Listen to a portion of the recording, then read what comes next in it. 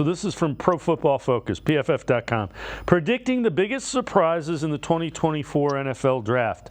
No running back drafted until the third round. This has always been viewed as a weak running back class with no top prospects, and the way contracts were being doled out to veterans suggest even that analysis may not have been strong enough. It kind of goes with what you were saying. The Browns could draft in the third round and get one of their top 2 or 3. At some point, late second, early third, fourth round, there's going to be a bunch of these guys, running backs, in this class taken. And there are none that are studs, but there's a lot of them that are going to play 5-6 years in the NFL. There's a couple of thoughts here. Now, you sit down and you talk to a lot of people, you listen to a lot of people high up in the draft circles talk about this running back class. And it doesn't seem there is a consensus number 1 running back. That certainly is going to lower the position overall. Plus, as we get closer and closer to the draft, you start to get to see guys do articles of, what would be the perfect, making of a running back from this class. So-and-so's stiff arm, so-and-so's 40 times, so-and-so's wiggle.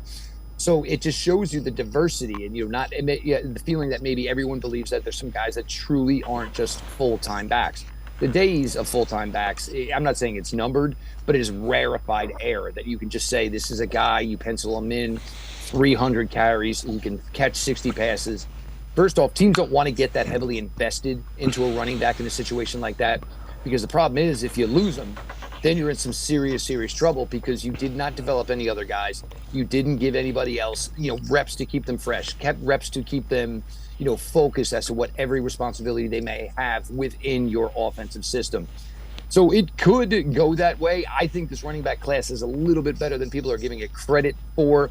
Is it a deep class? No. Is it top heavy? No. But there is some good bang for the buck. I mean, you got guys who contributed in the receiving aspect. You got guys who contributed as runners.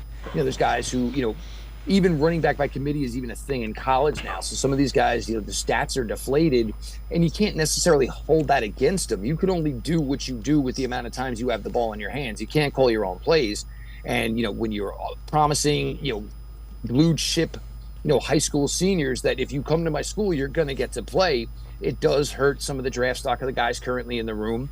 But the caveat to that is you are getting to the NFL with fresher legs. You've taken less hits, less wear and tear on the tires.